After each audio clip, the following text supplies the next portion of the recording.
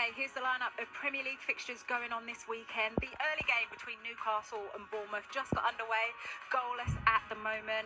3 o'clock kickoffs going on today. Among them, leaders Liverpool will be here at Brentford. Arsenal will be hosting Aston Villa, that one at 5:30.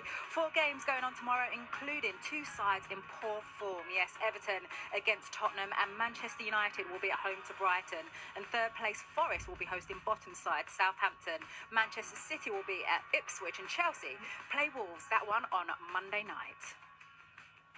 Okay, let's actually focus on one of those 3 o'clock kickoffs, shall we? And defeat to Crystal Palace on Wednesday was Leicester's 6th straight defeat in a row in the Premier League. They're at home to Fulham today. So let's cross over to the King Power, where we can hear from Match of the Day's Conor McNamara. Yes, it has been a bruising run of form, hasn't it, for Leicester City? I think all of the newly promoted clubs up for the Championship last season are kind of in the same situation. They're in a limbo, aren't they? They were too good for the second tier, but they're finding it difficult to be good enough to stay up in the Premier League. Well, Owen Palmer-Atkins watches Leicester City week in, week out, goes to all Ruud van Nistelrooy's press conferences. Yesterday, he said he's sick of talking about good performances.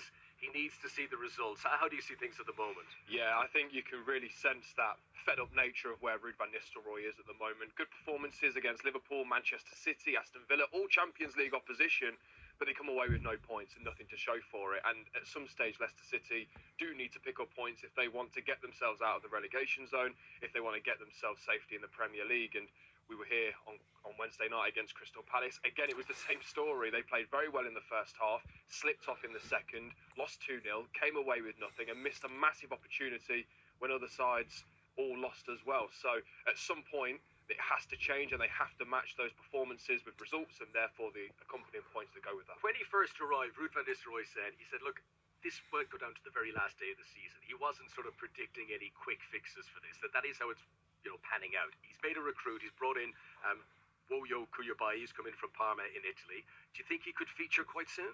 I think he could be in the squad as early as today, in my view. We've seen Ricardo picked up a big injury, was a massive player for Leicester City last season. He's going to be out until maybe March, April time. James Justin has struggled with form, and he's been in a position where he hasn't been able to be brought out of the side, and that's become a real issue for Leicester down their right-hand side defensively. So I think we could see the reinforcements introduced pretty soon. Whether today, we'll have to wait and see. He didn't get to train on Thursday, only trained on Friday for Leicester City. So today might come too soon, but perhaps a place on the bench and maybe even a second half appearance. All right, thanks very much, Owen. Well, visitors today, Fulham, who had a first defeat after a run of 9 games unbeaten. They'll be hoping to bounce back today, and Fulham do have a very good record here at the King Power Stadium.